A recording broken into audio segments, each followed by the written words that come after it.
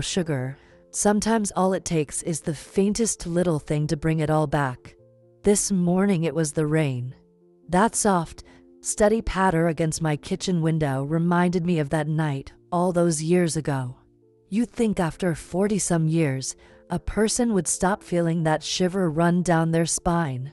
But no, there it was again, plain as day. Funny how life works that way, ain't it? Just a bit of rain, and suddenly I was that young girl again, 23, full of dreams, just starting out in the world, thinking I had all the time in the world, not knowing how quickly things can change. I suppose some of y'all don't know me. Folks round here call me Miss Ellie. Born and raised in a small town here in Ohio, been here all my life, really. Married my sweetheart, raised 3 kids, worked hard. Now I've got grandbabies running through this old house. But that story, that night, well, it's a part of me I don't talk about much. It's been sitting there, tucked away like an old letter in the back of a drawer. But today, something in me said it's time. Maybe because these days I've got a little more time to sit and think. Maybe because when you get to be my age, you start realizing that some stories, they're meant to be shared. So's maybe someone else can learn a little something too. Oh, and if you don't mind me saying, if you're enjoying sitting here with me for a spell, why not give this little video a like or leave me a comment? I'd sure love to know if y'all have ever had a moment where one little thing just brought a memory flooding back. And if you feel like it, well, you're welcome to subscribe. No pressure now. Just makes me happy to know I'm sharing a bit of life with folks out there. Anyway, it was one of those early fall nights, October, if I remember right. College was behind me, had just started my first real job, as we used to say. Everything felt so big, so exciting. My best friend Jenny, Lord bless her, we'd been inseparable since high school. We thought nothing could stop us. That night we had gone out for dinner in the city. Drove out in that old pickup truck of mine. Lord, that thing was a beast. No seatbelts, no fancy gadgets like cars have now. Just an old truck with more heart than sense, I suppose.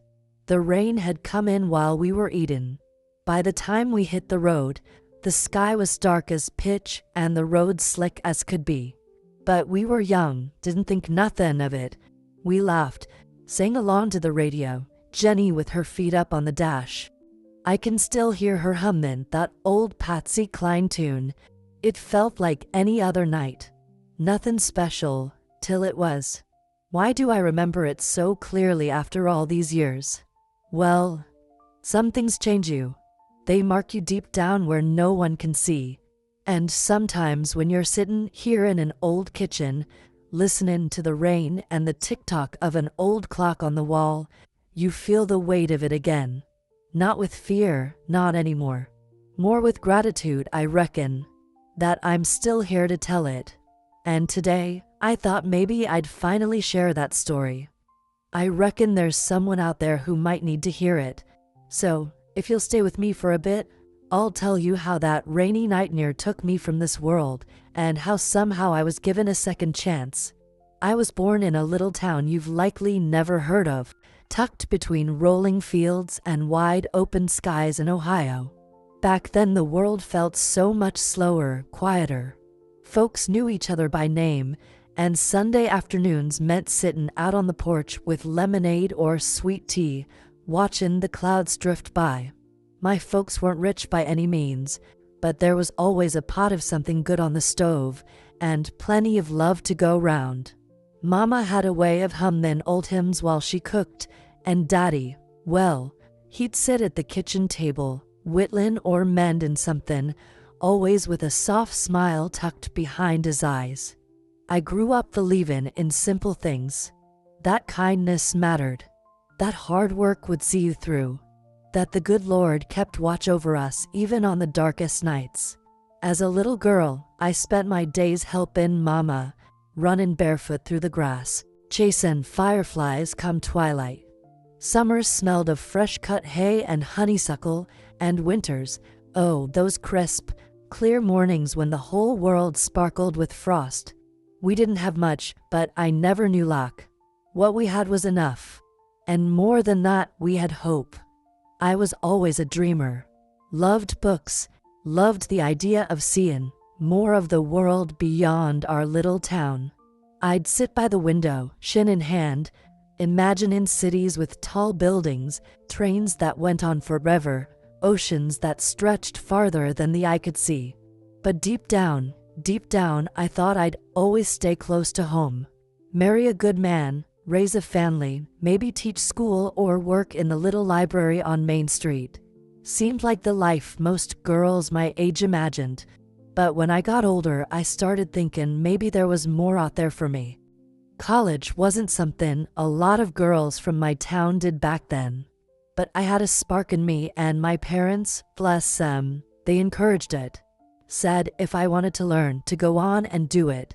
So off I went, to a small college not too far, but far enough to feel like a whole new world. That's where I met Jenny. Oh, Jenny, full of fire, that one. We clicked right away. Where I was a little shy, a little cautious, she was bold, Logan out loud, dragging me along on all sorts of adventures. Those were good years. We studied hard, but we lived to late nights talking about dreams, futures, boys, the way young girls do. I remember thinking back then that the world was wide open. We could do anything, be anything. And deep in my heart, I still believed what Mama always told me, that if you were good to people, good would come back to you. That kindness mattered more than anything, and that no matter where life took you, people always found their way back to each other. That's how I saw the world. With hope. With trust. I never imagined that just a few short years later, I'd be facing a night that would change all of that. But I suppose life has a way of testing what we believe. And sometimes, when you come out the other side, you hold those beliefs even tighter. Or, you see M in a new light. But that part of the story's still to come. It's funny how one small moment, one little twist of life, can set everything down a whole new path. I'd finished college that spring, diploma fresh in hand, feeling proud as can be. Jenny and I had found ourselves jobs in a city, not too far from home, but far enough that we both felt grown up, like we were really starting life. She worked at a little law office, and me, well, I'd gotten on as an assistant at a publishing company. It wasn't glamorous, mind you, but it was a start, and for a girl from a small town, it felt like step one to something bigger. Those days were busy. We rented a tiny apartment, creaky floors, drafty windows, but it was ours. We'd spend evenings cooking together, listening to records, talking about the future. I still held on to that old belief of mine, that kindness was the most important thing, that people were good, and that somehow life would work out right if you just kept your heart open. Then came that afternoon, a gray Thursday I remember clear as if it were yesterday. The rain had been threatening all day, heavy clouds hanging low. I'd stayed late at work, finishing up some reports. When I finally stepped out, the streets were glistening, the air thick with that sweet smell of rain on warm pavement. I was digging in my purse for my keys when I heard a voice behind me, deep, warm, with a little laugh in it. He said something like, "Looks like we both forgot our umbrellas." I turned, and there he was. Tall, with kind eyes and a crooked smile that made my heart skip just for a moment. I couldn't have told you why, but something in me stirred. I wasn't the sort to strike up conversations with strangers, but before I knew it, we were walking to the parking lot together, talking like old friends. His name was Tom. Turned out he worked 2 floors up in the same building. How we'd never crossed paths before, I couldn't say. But there he was, right when I least expected. I remember sitting in my truck after we'd said goodbye, watching the rain on the windshield, heart racing a little. I couldn't explain it, not then, but something had shifted. I kept thinking about that smile, those eyes. I told Jenny about it that night, and she teased me something fierce. But I just laughed along, trying to play it off. Deep down though, deep down I knew something was different. In the weeks that followed, we'd bump into each other here and there. A smile in the elevator, a wave across the lot. Little moments that somehow grew into something more. Coffee after work, then dinner. Tom was easy to talk to, thoughtful, steady, with a quiet way about him that made me feel seen. Not like a small-town girl trying to find her place, but just me. I hadn't been looking for love. Not then. My head was full of plans, careers, adventures. But life, it seems, has its own timing. I couldn't have explained then why my heart beat a little faster when I'd see him, why the world seems to brighten just a touch. But looking back now, I can tell you plain, that was the moment everything started to change. I just didn't know yet how much, and when the night of the accident came, well, that change would run deeper than I ever could have imagined. After those first sweet weeks with Tom, when everything seemed light and hopeful, life started to shift in ways I didn't expect. It wasn't like one big thing happened all at once, but rather a slow, quiet unraveling of the picture I'd painted in my mind. You see, not everyone around me was pleased with the way things were going. My folks, bless their hearts, were good people with old-fashioned values, and they'd hoped I'd settle down closer to home, maybe marry someone from the town or someone they knew well. When I told them about Tom, who worked in the city and came from a different background than ours, well, their smiles didn't quite reach their eyes. I could see the worry tucked beneath their polite words, the kind of worry that's hard to talk about but heavier than any argument. I felt torn. On one hand, there was my love for them and the desire to make them proud. On the other, this new, bright hope that had crept into my life, that warm feeling I got from Tom's steady presence. I tried to keep it all together, to not let the tension seep into my days, but it was there, simmering beneath the surface like a storm waiting to break. Jenny was my rock during those times, always ready with a listening ear and a joke to lighten the mood. But even she couldn't fix the ache I felt when I heard the gentle reminders from family that life wasn't always what you dreamed it would be. There were nights when I'd lie awake, heart heavy, wondering if I was doing the right thing, if I was disappointing the people I loved most. Sometimes fear gripped me, the kind of fear that whispers, "What if this doesn't work out? What if I lose everything?" But I kept telling myself to be strong, to trust in the goodness I believed in. Then came that night when the rain started falling harder than I'd ever seen, turning the road slick and treacherous. We'd planned to drive out to visit some friends, a small celebration for Jenny's birthday. Tom had offered to drive us, but I insisted on taking my old pickup, stubbornness, I suppose. The truck was old, no seatbelts, no safety features, but it was familiar, and I thought I could handle it. The air was thick with tension even before we left, the kind that comes from unspoken worries, hurried goodbyes, and the heaviness of a storm. As we drove down that winding road, the rain pouring harder, visibility slipping away, I felt a knot in my stomach tightening. Jenny reached over and squeezed my hand, her voice calm but firm, telling me to slow down. I nodded, but pride and nerves made me press on. Then, the inevitable happened. A sudden skid, the truck slipping sideways, the world spinning in a blur of headlights and thunder. I remember the sickening crunch as we slid off the road and rolled into the ditch. Time seemed to stop, my mind frozen between disbelief and fear. When it finally caught up with me, it was a mess of pain, confusion, and panic. I was scared for Jenny, scared for myself, scared of what the next moments might bring. In that chaos, I felt a strange shame too, shame for not being stronger, for letting things slip, for putting us in danger.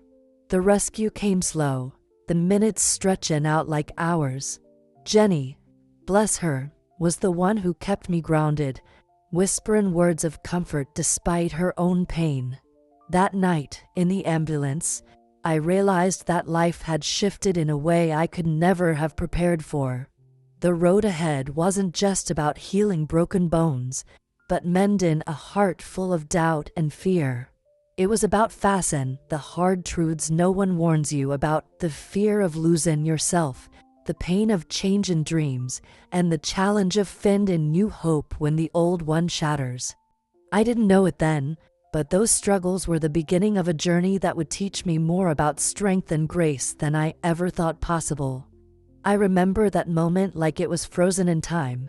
The world around me slowed down until all I could hear was the steady ticking of the old clock in the hospital room, each tick like a heartbeat, reminding me that life kept moving even when everything inside me felt stopped. The night of the accident had changed everything. I'd thought I'd come through it with just a few bruises and some broken bones, but what I didn't know then was how much more there was to lose.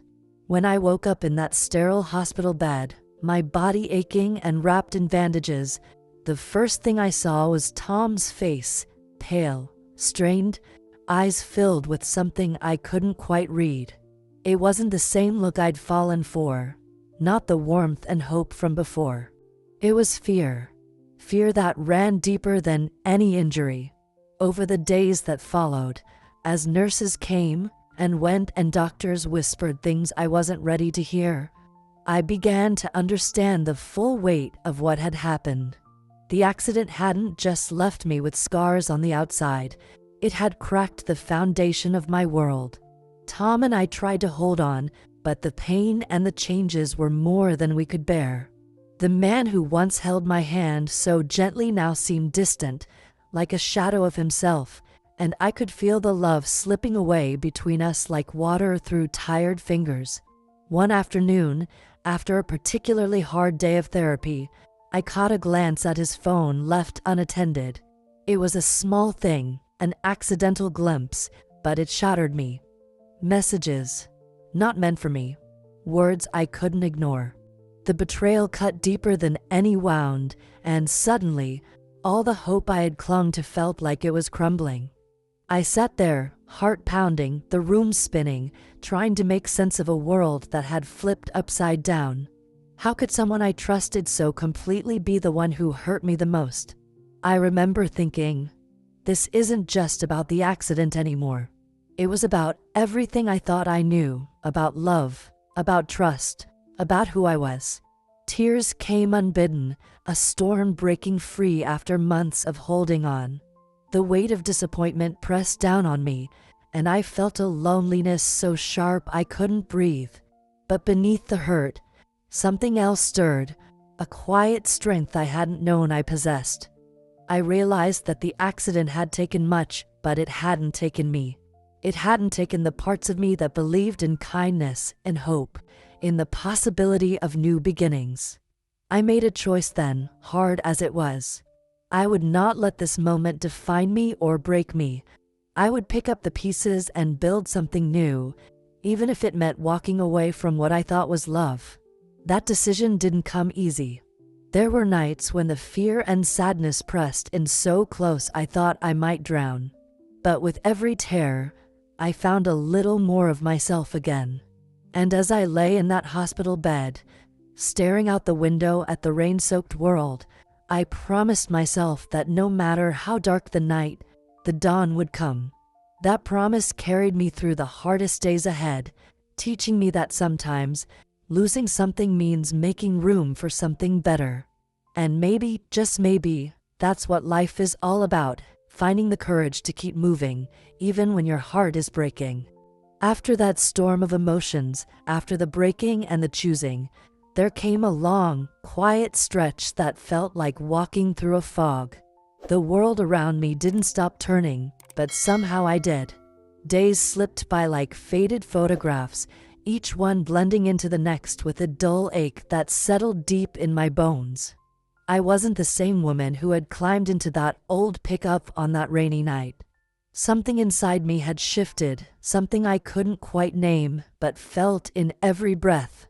My body was healing, yes.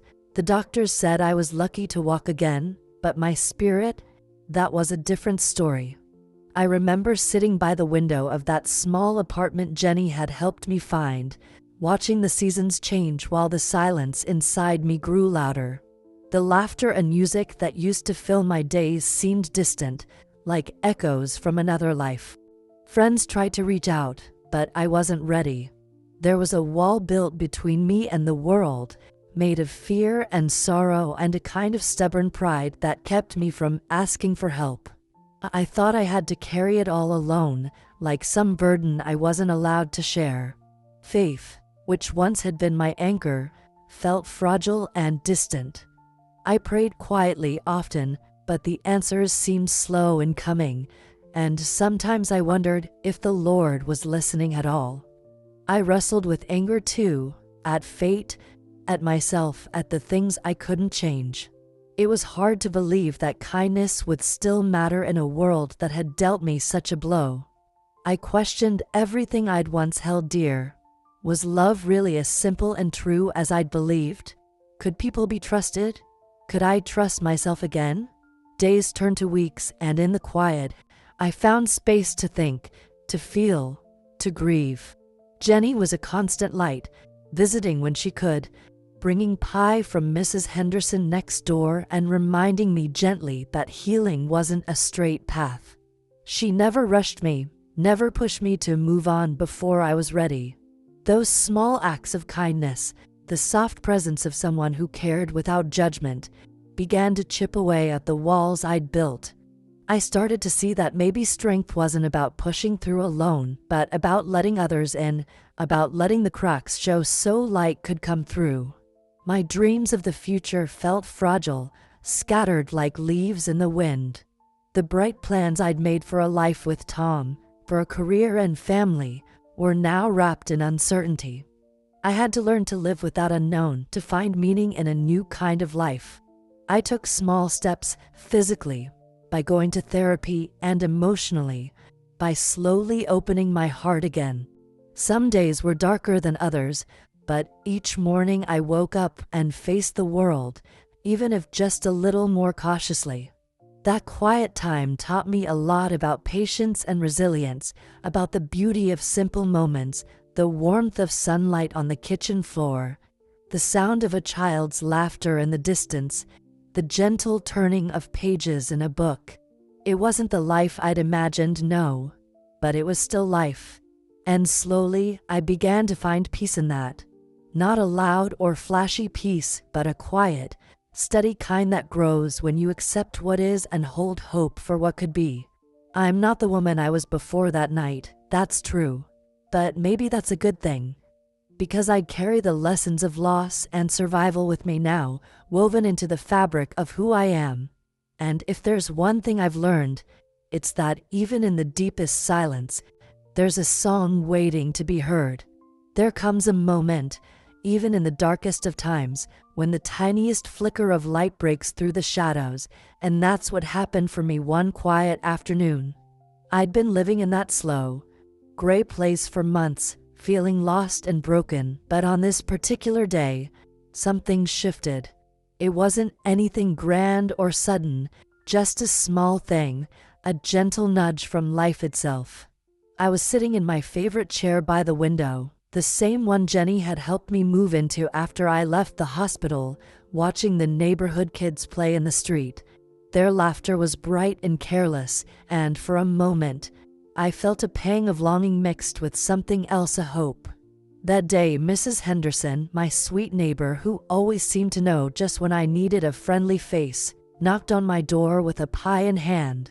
She sat down beside me, smiled softly, and talked about her own struggles and joys, reminding me that healing wasn't a straight road, but a journey with twists and turns. Her kindness stirred something inside me I hadn't felt in a long while. After she left, I found myself thinking about how helping others might be a way to heal my own heart.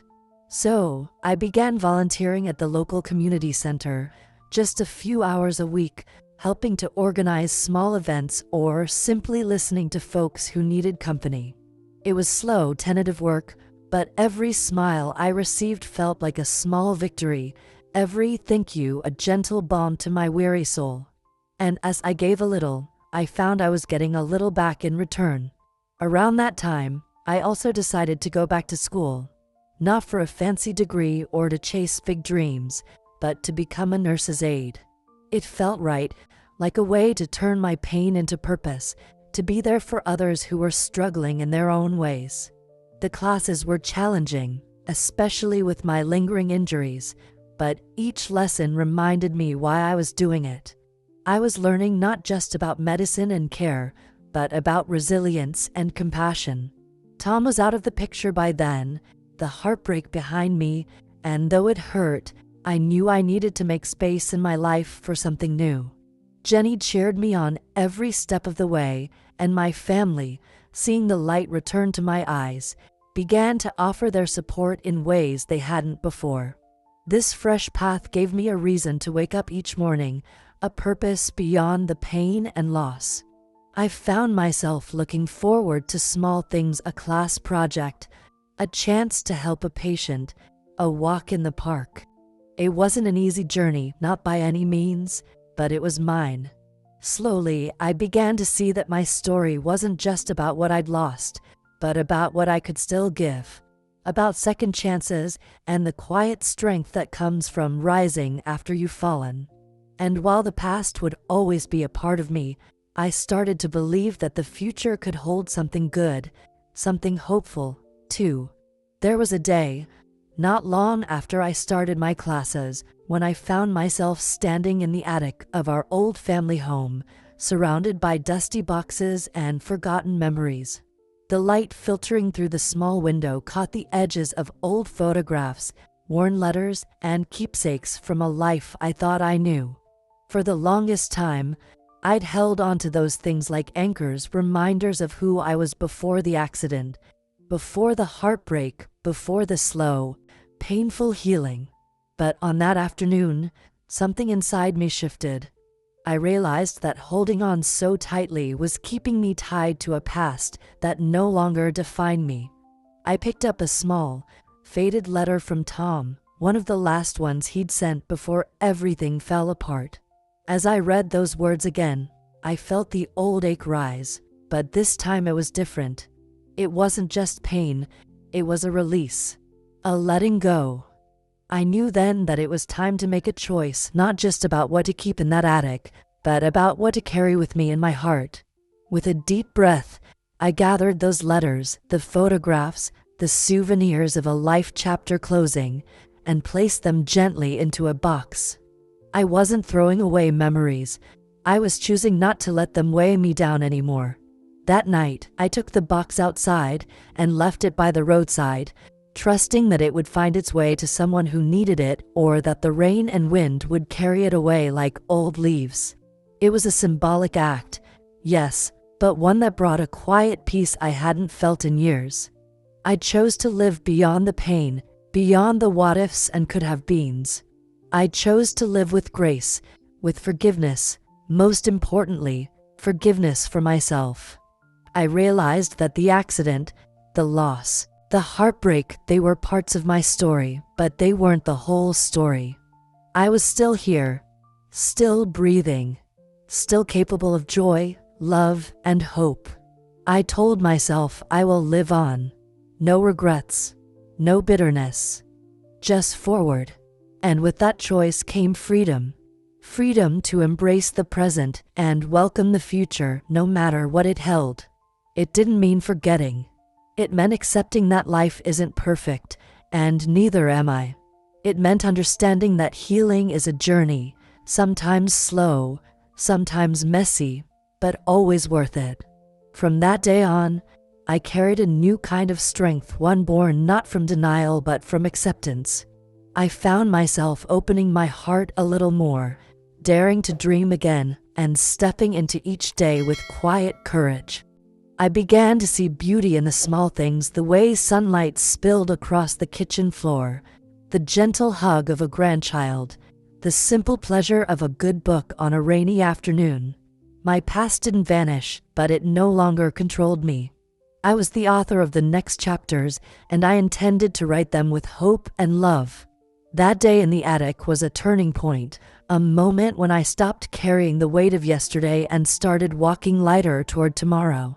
It wasn't easy, and some days still brought tears, but I knew I was stronger than I'd ever been before. And in that strength, I found peace. Looking back now, I see how much life has a way of teaching us lessons that don't come in a tidy package. They're not the kind you find in books or hear in speeches. No, the kind I learned came from living through hard days, from falling down and finding the strength to get back up again. I used to think that if I was good, if I worked hard and trusted in kindness, everything would turn out just fine. And maybe sometimes it does. But sometimes, life throws you curveballs you never see coming, and you realize that goodness isn't always enough to keep the world from shaking beneath your feet. What I've come to understand is that life isn't about perfect moments or unbroken happiness. It's about resilience, about how you face the hard times, how you hold on to hope when the night feels darkest. It's about the quiet courage it takes to keep going when you feel like you've lost everything. I learned that forgiveness, especially forgiving yourself, is one of the most powerful gifts you can give. Holding on to regret or bitterness only weighs you down, keeps you from seeing the light that's always there, even if it's just a flicker at first. And kindness, well, kindness still matters, but not just to others, to yourself too. Being gentle with your own heart is part of healing. I think the biggest truth I carry now is that waiting for life to be perfect before you start living is the greatest mistake we can make. Maybe it's time to stop putting off your dreams or holding your breath for the right moment. Because sometimes the right moment is now, even if it feels scary or uncertain. Sometimes the second chance we're hoping for isn't a grand event, but a quiet decision to keep moving, to open your heart again, to believe in yourself even when the world feels heavy. I want others to know that it's okay to feel broken sometimes. It's okay to grieve what you've lost, to feel afraid. But don't let those feelings keep you stuck. There's strength in vulnerability and beauty in starting over. Life is messy and unpredictable, but it's also full of unexpected blessings if you're willing to see them. So maybe, just maybe, it's time for you too to stop waiting for everything to be perfect. To stop holding back because you're afraid of getting hurt or failing. To take that small step, to reach out, to forgive, to dream again. Because you never know when a little spark might turn into a fire that lights your whole world. And that's the kind of hope I want to share, a hope that comes from knowing the depths of darkness, but choosing to walk toward the light anyway. Life isn't about avoiding the storm, it's about learning to dance in the rain. And if my story can help someone find that courage, even just a little bit, then it's worth telling again and again. As I sit here, sharing these memories with you, I feel a warmth in my heart that I didn't expect. It's strange how telling a story can bring old feelings to the surface, both the joys and the sorrows.